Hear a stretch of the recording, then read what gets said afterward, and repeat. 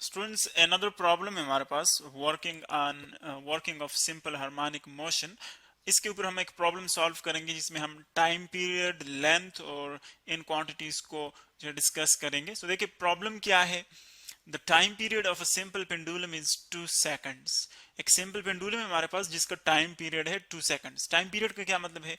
Let's suppose ये हम एक सिंपल पेंडुलम ड्रॉ करते हैं। यहाँ पर एक स्ट्रिंग होता है जिसके लोअर एंड पर, ये जो नीचे वाला सिरा होता है, इसके ऊपर हम एक सॉलिड बॉडी जो है वो अटैच कर लेते हैं। इस अरेंजमेंट को हम कहते हैं सिंपल पेंडुलम। जिस तरह के आपके पास स्विंग होता है, झूला, this is a kind of simple pendulum. So देखिए, अगर हम इस सिंपल पेंडुलम के इस बॉडी को, सपोज में इसको आप झूला कंसिडर कर ले। इस झूले को आप यूं एक साइड पर खींच लेते हैं पीछे की तरफ, फिर उसको छोड़ते हैं यहां से। इसको आप ए पॉइंट कंसिडर कर ले। आप इसको यहां से छोड़ते हैं, देखें तो झूला क्या करता है, यू मोशन स्टार्ट कर लेता है इस जानिब।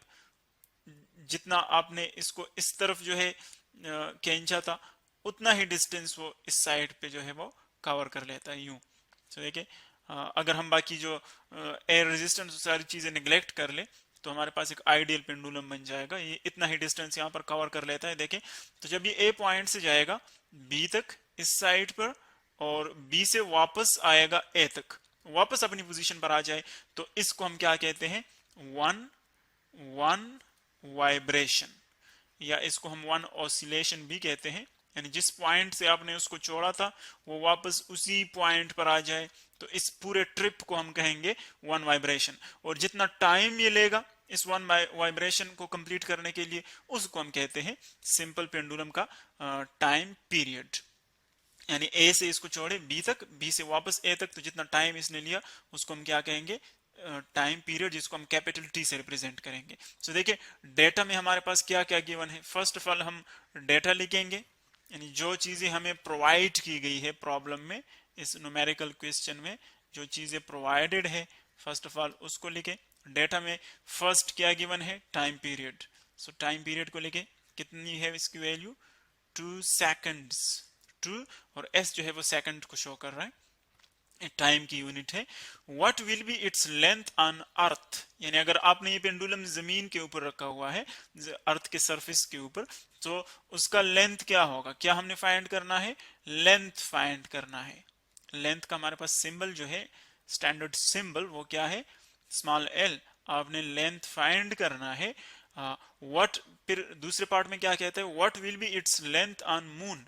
और अगर हम इसी पेंडुलम को मून पर ले जाएं, अर्थ से आप इसको डिस्प्लेस कर ले मून के ऊपर, सो फिर उसका लेंथ क्या होगा? सो यहाँ पर चूंकि हम दो लेंथ फाइंड करेंगे, तो इसीलिए अर्थ के ऊपर जो लेंथ है उसको हम एल ई से रिप्रेजेंट करेंगे, लेंथ ऑन अर्थ।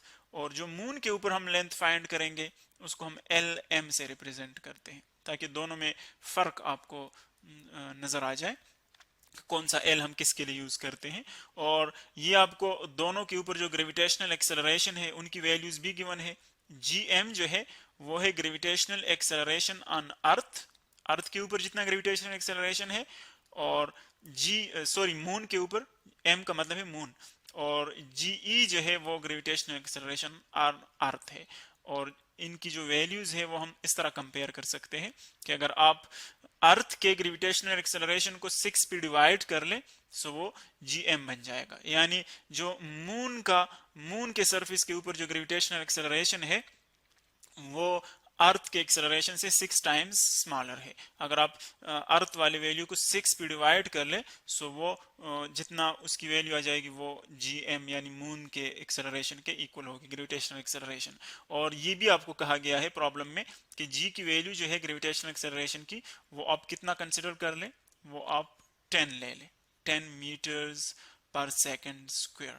चूंकि इसकी जो एक्चुअल वैल्यू है वो है 9.8, लेकिन हम अप्रोक्सीमेटली जो प्रॉब्लम में भी गिवन है हम 10 ले सकते हैं। ठीक है। सो हमने फाइंड करना है first of all L E, length of pendulum on earth.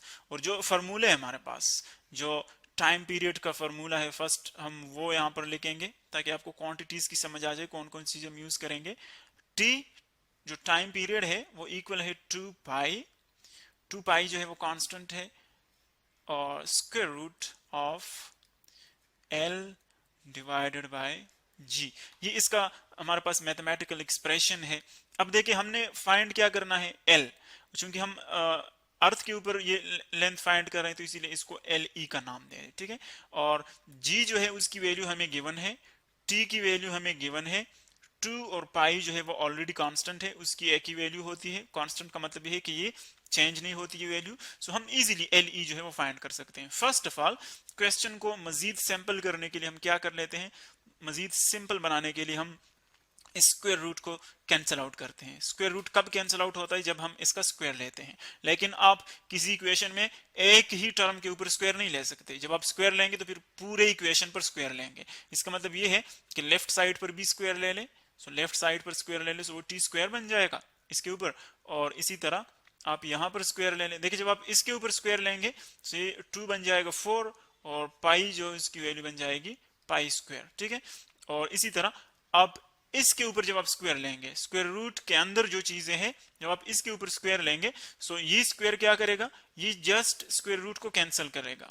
क्योंकि स्क्वायर रूट की जो वैल्यू है वो हाफ है 1/2, तो वो स्क्वायर के साथ कैंसिल आउट हो जाएगी और हमारे पास जस्ट यहाँ पर एल ई बाई जी आ जाएगा। ये एक्चुअली एल ई है, लेंथ ऑन अर्थ।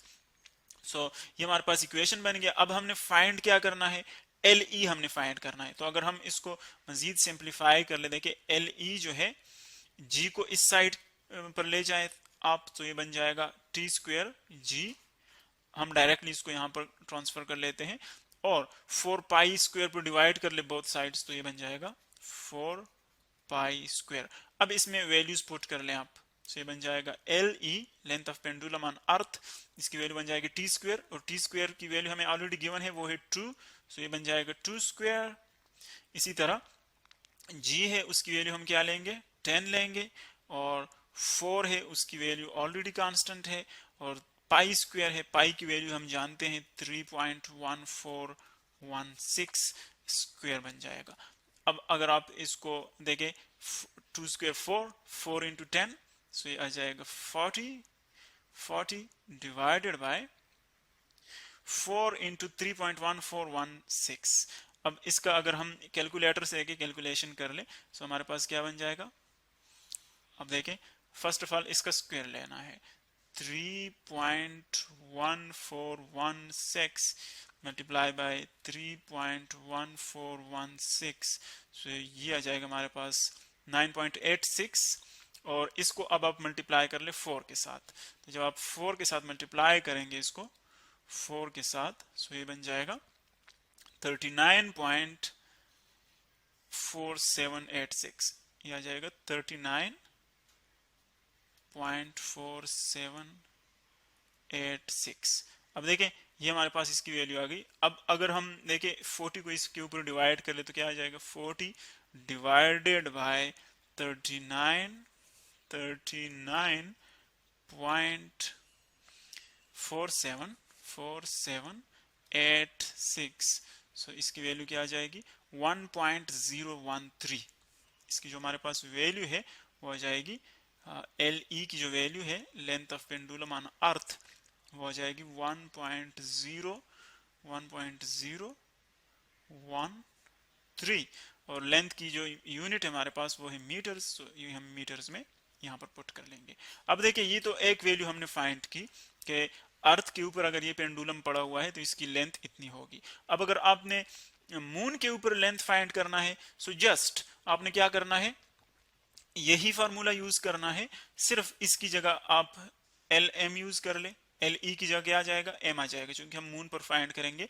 लेकिन सिर्फ इसमें एक चीज जो है वो डिफरेंट होगी, जी की जगह आप क्या यूज कर लेंगे, जी डिवाइडेड बाई 6, यानी 10 डिवाइडेड बाई 6। तो यहां पर जी एम जो है, यानी मून के ऊपर जो वैल्यू होगी जी एम की, वो क्या हो जाएगी, जी डिवाइडेड बाई 6 का मतलब है 10 डिवाइडेड बाई 6, सो ये आ जाएगा 1.6, ठीक है, 1.6 इसकी वैल्यू आ जाएगी। यानी g डिवाइडेड बाई 6 अगर ये हम वैल्यू फाइंड करें तो हमारे पास ये वैल्यू आ जाएगी। जस्ट आपने ये पुट करना है इस फार्मूले के अंदर, और ये जो लेंथ है वो हमारे पास आ जाएगा, length of pendulum on moon.